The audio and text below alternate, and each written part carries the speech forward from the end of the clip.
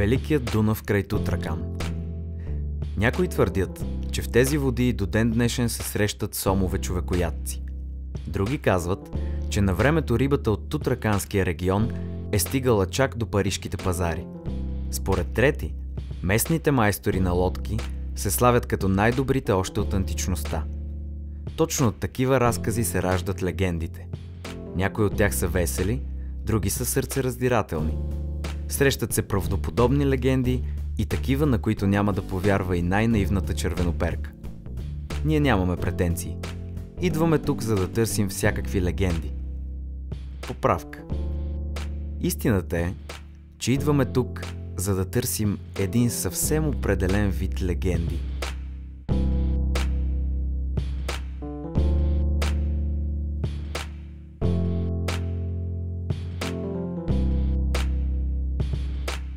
Започваме търсенето си от крайдунавския парк на град Тутракан.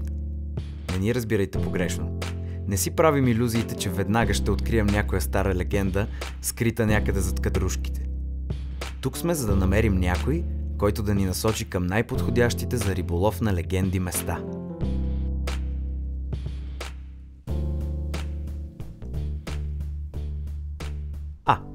Ето един човек.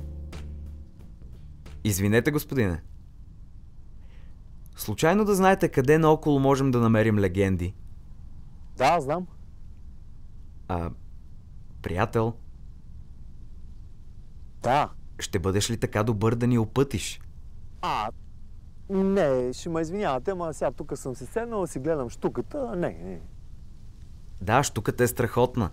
И изобщо цялото място е много хубаво. Да знаеш кой го е направил? Естествено, че знам. Хората от община Тутракан с финансовата подкрепа на местна инициативна рибарска група Главиница, Тутракан, Сливо поле. Браво на тях! И аз така казвам, браво на тях. И все пак, смили се над нас, моля ти се. Покажи ни някоя легенда. Добре, хайде тогава да тръгваме. Много ти благодарим. Как ще се придвижим? Хубава работа. Сега вие сте тръгнали да търсите легенди, не знаете как да се придвижвате по легендарен начин. Добре, ще ви покажа. Готови ли сте? Внимание! Раз, два.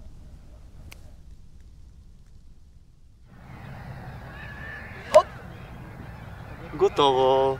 Това беше наистина впечатляващо. Благодаря. Аз съм си такъв. И къде сме сега? Как така? Къде? Нали искахте нещо легендарно? Ето, доведох ви на едно легендарно място. Прочутата тутраканска лодкостоянка. Да. Много интересно.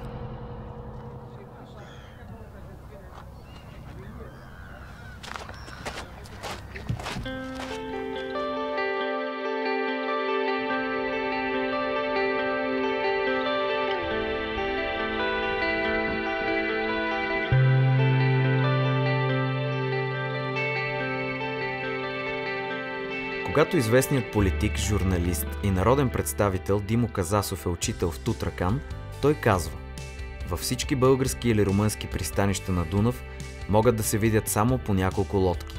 А в Тутракан от единия до другия край на града се простира черна лента от двоостри рибарски лодки, плътна през ранна пролет и поразредена през летните месеци.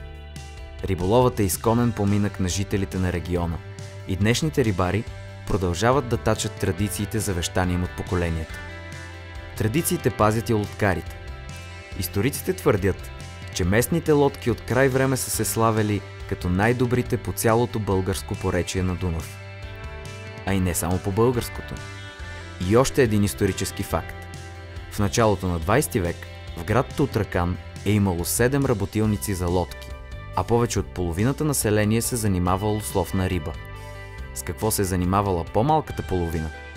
С земеделие, естествено. Защото другото най-типично нещо за този район на България е добруджанският чернозем. Според легендите, в него и на лъм да боднеш ще се разлисти.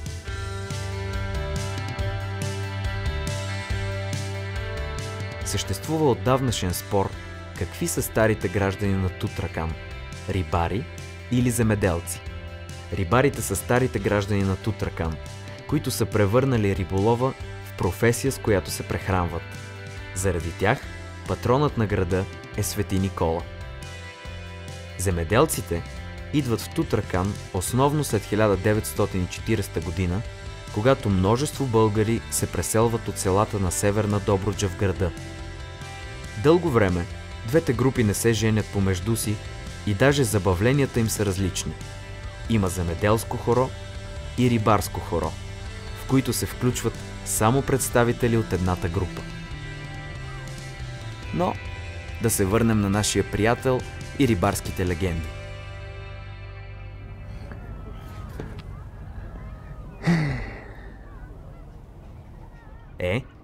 Сега ще ни разкажеш ли някоя рибарска легенда?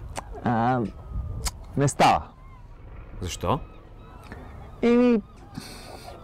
Аз не съм тук заради риболова. То половината туристи идват тук именно заради якия риболов, ама аз не го практикувам.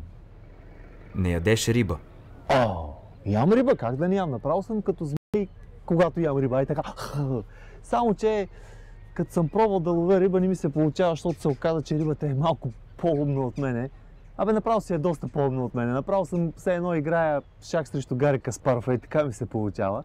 И затова аз не съм тук заради риболова, аз съм заради културните забележителности. Това също е хубаво, но няма ли някакъв начин да съчетаем нещата? Кои неща? Легендите, културния туризъм и риболова. Разбира се, че има. Разбира се, че има как да ги съчетаем. Гледайте сега внимателно. 1, 2, 3. Хоп! Готово! Ето, легендарна културна забележителност за риболова.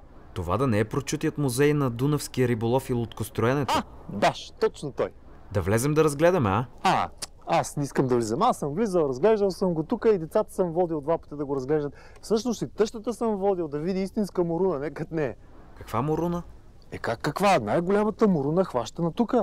Влизайте, аз ще ви изчакам. Хайде. Добре. Музеят Дунавски риболов и лодкостроене е открит през 1974 година в Тутракан. Той е единствен по рода си не само в България, но и на целия Балкански полуостров. Освен това, музеят е един от 100 национални туристически обекта. В експозицията са представени не само историята и развитието на риболова по Дунав, но и биологичното разнообразие в българското поречие на реката. А това е рибарската област, в която ние дойдохме да търсим легенди. Като гледаме картата, явно имаме сериозни шансове. Казано накратко, уникалните експонати в музея на Дунавския риболов и лодкостроенето са подбрани така, че да привлекат вниманието на малки и големи, без изключение.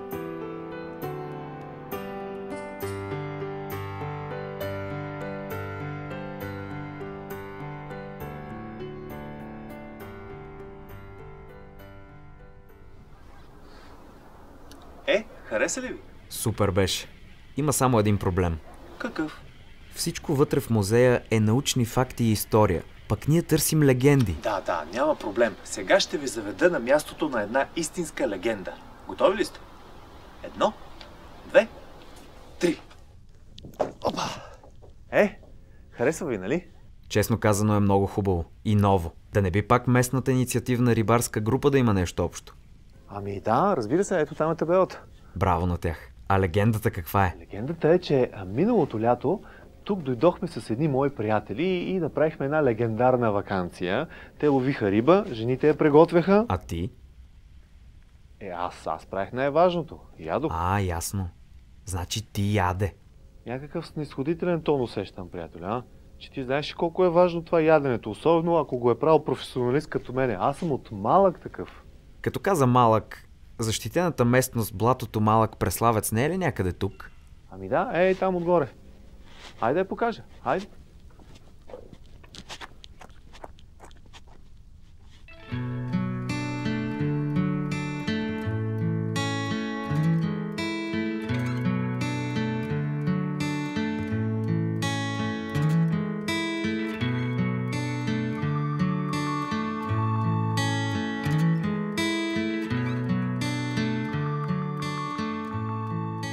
Блатото Малък Преславец е известно като царството на водните лилии и е обявено за защитена местност.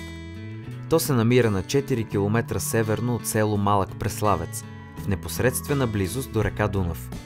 Отстои на около 30 км от поддържан резерват Сребърна и служи за хранителна база на чапли, блестящи ибиси, лопатари, корморани и други гнездящи в резервата птици. Непознатата екзотична и необичайна природна среда прави мястото изключително подходящо за екотуризъм. Островите от водни лилии и големите концентрации на редки и застрашени от изчезване водолюбиви птици са малко познати на широката публика и представляват интерес както за ценителите, така и за начинаещите природолюбители. И да не забравяме, освен за тях, тук има идеални условия за любителите на риболова.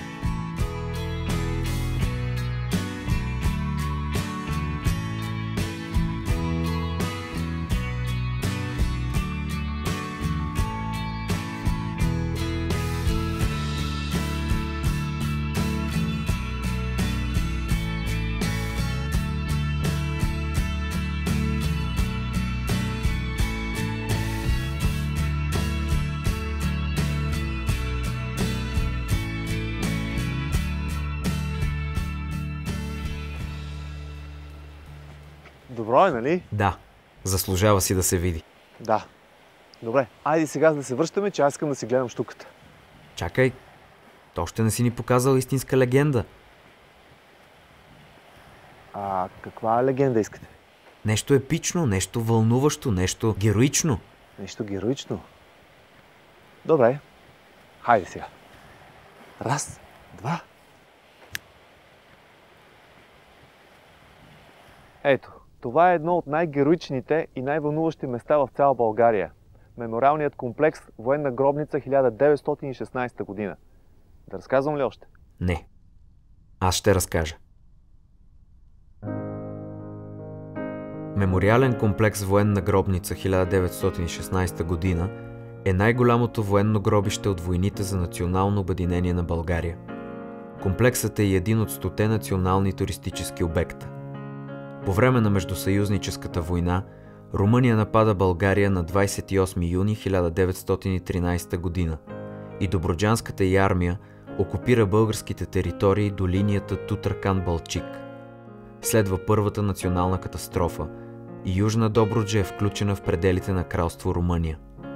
През 1916 година българската армия тръгва на поход, за да си върне земите, на които първо е стъпил хан Аспарух. На 5 и 6 септември същата година генерал Панталей Киселов атакува и превзема румънските позиции. В битката загиват 8000 души.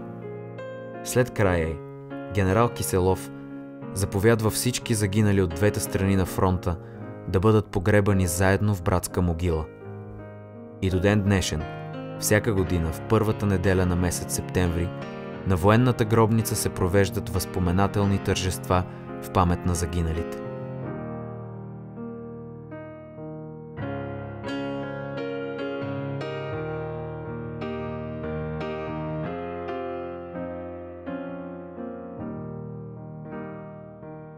Истината е, че всеки трябва да дойде тук поне веднъж в живота си. Да дойде, да види и да запомни. Да запомни, че войната не подбира дали си българин, турчин, германец или румънец. Пред подвига всички сме равни. Добре казано.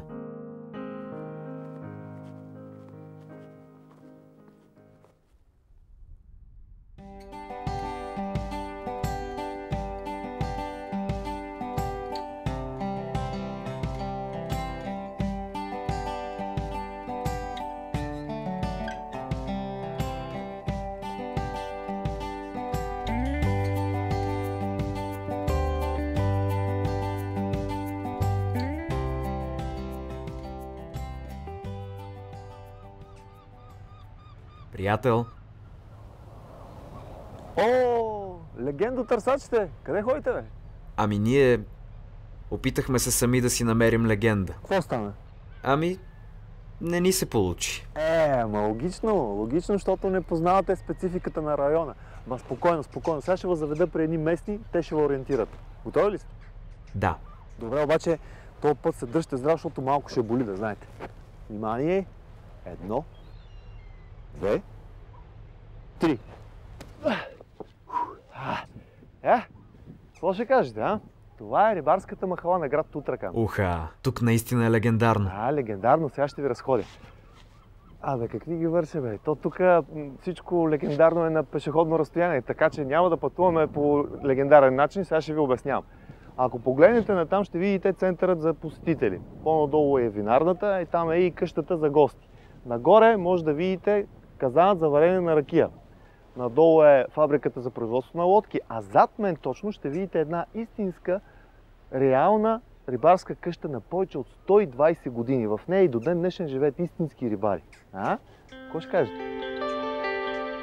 Рибарската махала в Тутракан е едно уникално по характера си място. Това е единственото рибарско селище в страната, което се е обособило естествено по поречието на голямата река. Намира се в североизточната част на Тутракан и е разположено по протежение на крайбрежната ивица. Рибарската махала е архитектурен резерват с 48 сгради, паметници на културата. За всички рибарски къщи е характерна липсата на двор. Рибарите не се занимавали с земеделие. Във всеки дом на източната стена имало икона на Свети Никола, под която мъждукало кандило всеки път, когато стопанинът бил за риба. Най-много детайли от бита и живота на местните рибари и майстори на лодки могат да се видят в Тутракански етнографски музей и в Дома на рибаря.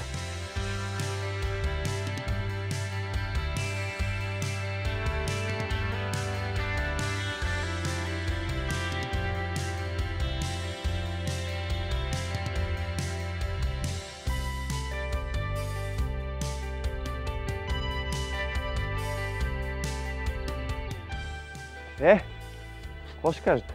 Честно ли? Мъжката? Със сигурност ще доведем семействата си тук за почивка през лятото. Браво. Нещо друго? Ами, така и не стигнахме до легендите. Сега легендите. Виж сега, за този район тук, Тутракан, Главиница, Сливо поле, легендите за туристите са две. Едната е рибената чорба, другата е кайсиевата ракия. Супер! Ще щракнеш ли с пръсти да ни ги покажеш? То виж сега. Тая работа не става просто така с щракане на пръсти. Затова си трябва ноу-хау и то местен ноу-хау. Айде!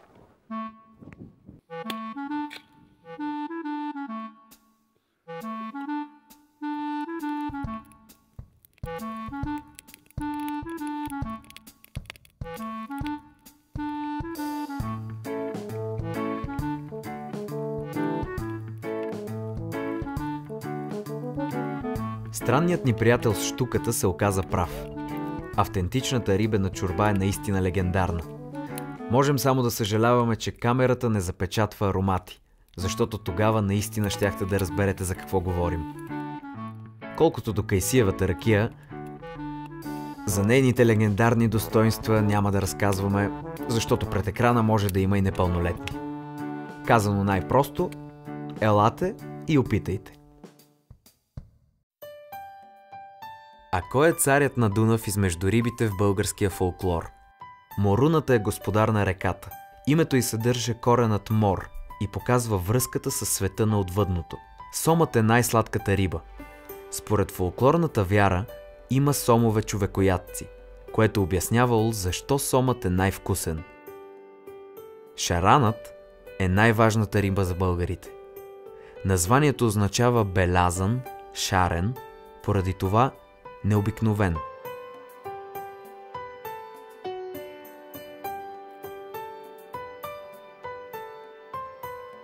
Разделяме се с това приказно кътче на България, оставяйки неразказани още много истории.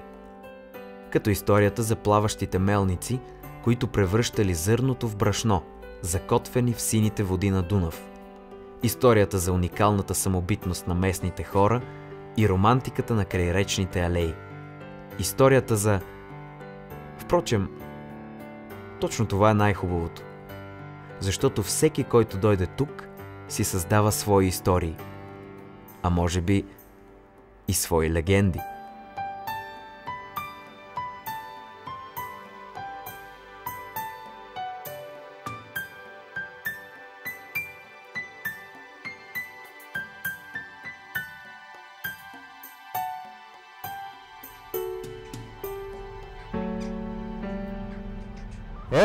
Доволни ли сте? Повече от доволни.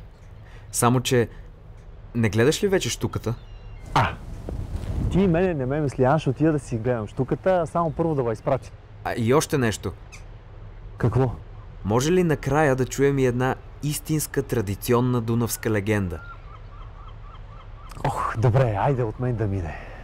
Следва легендата за дунавската царица. 1, 2, 3.